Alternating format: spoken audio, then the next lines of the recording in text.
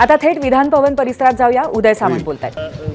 त्याची माहिती पुढे नेमकं काय स्टेटस आहे या बाबतीमध्ये राज्याचे मुख्यमंत्री देवेंद्रजींनी 2 दिवसापूर्वीच सांगितलेलं आहे की 2-3 दिवसामध्ये खाते वाटपाचा हा विषय संपेल.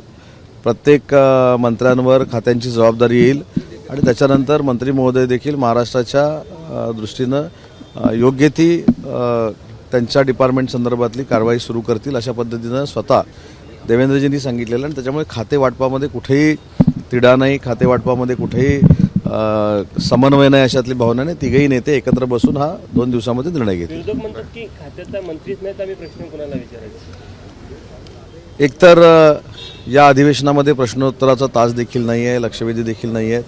परंतु महाराष्ट्राच्या जनतेला अभिप्रेत असलेले विकासात्मक प्रश्न जर विरोधकांनी विचारले, विरोधी पक्षातल्या लोकांनी विचारले तर सरकार त्यांना उत्तर द्यायला देखील सक्षम आहे.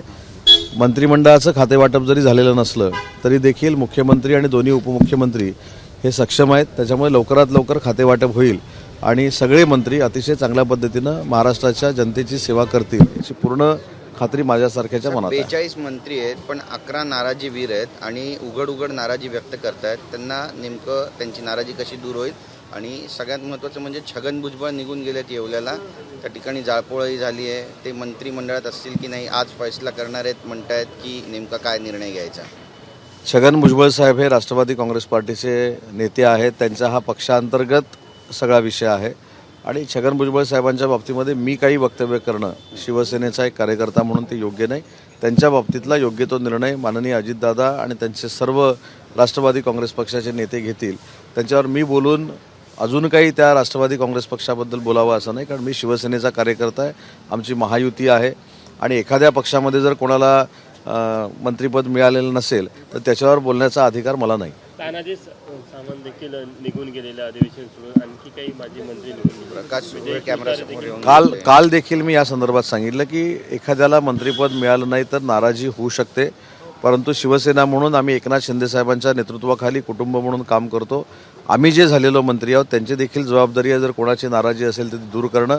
त्याच्यासाठी आम्ही विस्तारानं काम करतो आहे. आम्ही अनेक लोकांशी चर्चा केलेली आहे आणि तानाजी सावंत साहेब असतील, विजय शिवतारे असतील, हे आम्हाला ज्येष्ठ आहेत.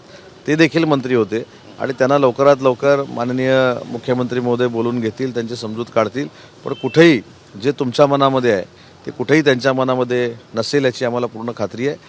आणि जे आमचे बाकीचे आमदार आहेत ते देखील मंत्रिपदासाठी पात्रच आहेत. परंतु शेवटी 11-12 मंत्री करत असताना नेत्याचा देखील निकष लागतो, नेत्याचा देखील त्याच्यामध्ये दोष नसतो. पण मी जर चांगलं काम केलं नाही, काल कोणीतरी 2.5 वर्षाचा क्रायटेरिया विचारला. 2.5 वर्ष कशाला? जर मी चांगलं काम केलं नाही, 2 महिन्यामध्ये केलं नाही, 3 महिन्यामध्ये केलं नाही तर ज्या नेत्यांना आम्हाला मंत्रिपद दिलं आहे ते आमचे एकनाथ शिंदेसाहेब नेते आमचं मंत्रिपद देखील काढून घेऊ शकतात. ही देखील भीती आमच्या सगळ्यांच्या मनामध्ये आहे. त्याच्यामुळं आम्हाला देखील मंत्र्यांना जनतेला अभिप्रेत असं काम केलं पाहिजे. आमच्या शिवसेनेच्या सगळ्या आमदारांना बरोबर घेऊन काम केलं पाहिजे आणि महायुतीला न्याय दिला पाहिजे. साहेब आता एक मंत्रिपद उरलेलं आहे. बऱ्याच चर्चा रंगत आहेत. नेमकी लॉटरी कुणाला लागेल. जयंत पाटील पण येऊ शकतात असं म्हणतात अमोल मिटकरी. आता अमोल मिटकरी काय बोलतात ह्याच्यावर मला अजिबात भाष्य करायचं नाही. कदाचित जशी आपली सूत्रं स्ट्रॉंग आहेत तशी अमोल मिटकरींची सूत्रं स्ट्रॉंग असतील. मला त्याच्यावर काही चर्चा करायची नाही, कारण शेवटी जयंत पाटील देखील एक फार मोठे राज्याचे नेते आहेत. त्यांच्यावर पक्षप्रवेशाबद्दल मी बोलावं एवढा नक्कीच मी मोठा नाही. त्यांनी 11 वेळा अर्थसंकल्प ह्या राज्याचा मांडलेला आहे. ते ग्रामविकास मंत्री होते, ते होम मिनिस्टर होते. त्याच्यामुळे त्यांना यायचं असेल नसेल तर ते नेते मंडळींशी चर्चा करतील ना.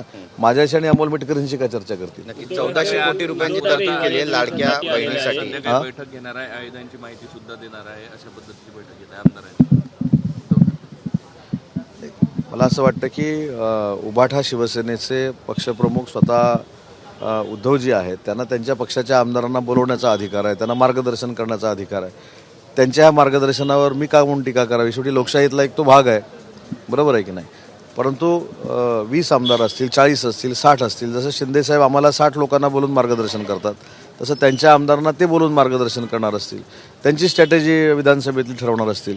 विधानसभेचं अधिवेशन चालू असताना प्रत्येक पक्षाच्या प्रमुखाला आपल्या आमदारांनी कसं वागलं पाहिजे त्यांनी काय काम केलं पाहिजे हा सांगण्याचा नक्कीच नैतिक अधिकार आहे. साहेब, लाडक्या बहिणींना हप्ता कधीपर्यंत मिळणार आहे? कारण काल 1400 कोटींची तरतूद झाली आहे असं सुद्धा समजतं. काल पुरवण्या यादीमध्ये 1400 कोटीची तरतूद झाल्यामुळे लवकरात लवकर माझ्या लाडक्या बहिणींच्या खात्यामध्ये पैसे जमा होतील. आपल्या पक्षामध्ये 6 आदिवासी आमदार आहेत, एकालाही मंत्रिपद मिळालं नाही, थोडीशी नाराजी आहे, काय सांगता? नाही, मला असं वाटतं की तुम्ही आता मंत्रिपदाचं वाटप झाल्यानंतर एका पक्षापुरतं मर्यादित बघून उपयोगाचं नाही. ही महायुतीची सत्ता आहे. महायुतीमध्ये कोणाकोणाला प्राधान्य दिलं हे बघणं आवश्यक आहे. आणि मला असं वाटतं की महायुतीमध्ये सगळ्या म्हणजे सोशल इंजिनिअरिंग करण्याचा प्रयत्न तिन्ही नेत्यांनी केलेला आहे. एखाद्या पक्षामध्ये पाठीपुढं होऊ शकतं, परंतु ही महायुती आहे. आम्ही प्रचाराला सामोरं जाताना देखील महायुती म्हणून गेलो होतो. विकास देखील महाराष्ट्र करत असताना महायुती म्हणूनच करतोय. त्याच्यामुळे पक्षानं कुठच्या कोणाला उमेदवारी दिली याच्यापेक्षा, मंत्रिपद दिली ह्याच्यापेक्षा महायुतीनं कोणाला मंत्री केलं, महायुतीनं सोशल इंजिनिअरिंग कसं केलं याच्याकडे बघणं आवश्यक आहे. उद्धव ठाकरे कामकाजामध्ये सहभागी होणार आहे, अपेक्षा आहे की तुम्हाला ते संपूर्ण अधिवेशन थांबायला लागतं? आता हा प्रश्न, ते एका पक्षाचे प्रमुख आहेत, ते विधान परिषदेचे सदस्य आहेत, त्यांनी सभागृहामध्ये कधी यावं कधी नाही यावं ह्याचं चांगलं उत्तर तेच देऊ शकतात ना, मी कसं काय देऊ शकतो? तुम्हाला अपेक्षा आहे की विरोधकांचं मजबूती नाही, माझी अपेक्षा लाख काही असेल. शेवटी विधान परिषदेचे सदस्य म्हणून आणि एका पक्षाचे प्रमुख म्हणून ते ठरवणार आहेत ना, त्यांना कधी सभागृहामध्ये यायचं आहे, त्यांनी काय प्रश्न मांडायचे आहेत, कधी सभागृहातनं जायचं आहे. आता त्यांच्या पक्षातल्या विधान परिषदेच्या सदस्याचं टाईम टेबल जर आम्ही ठरवायला लागलो तर ते देखील योग्य नाही. साहेब, भाजपमध्ये वारंवार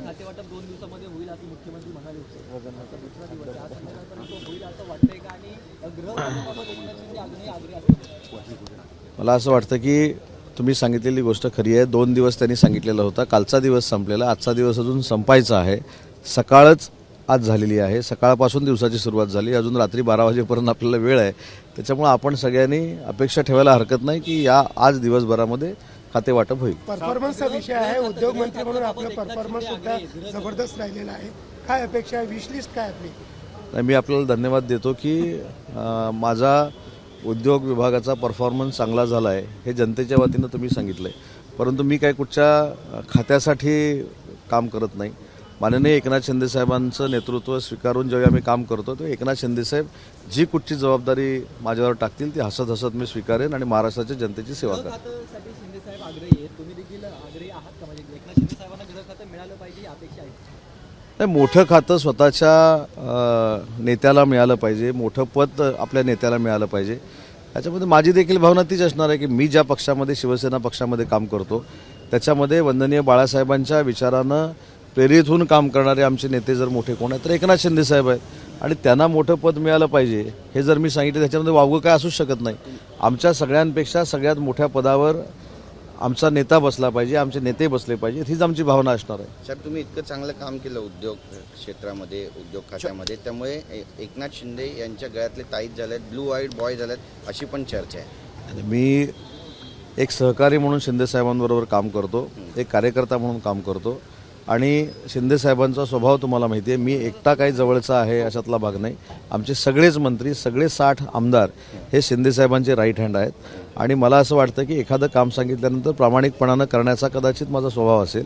सगळ्यांचाच आमचा स्वभाव आहे, 60 लोकांचा स्वभाव आहे आणि मी एकटा त्यांचा राईट हँड नाही तर आमचे 60 जे आमदार आहेत ते त्यांचे राईट हँड आहेत. आम्ही मगाशीच सांगितले की आम्ही कुटुंब म्हणून काम करतो आणि आमच्या कुटुंबाचे प्रमुख माननीय एकनाथ शिंदेसाहेब आहेत. एबीपी माझा, उघडा डोळे बघा नीट.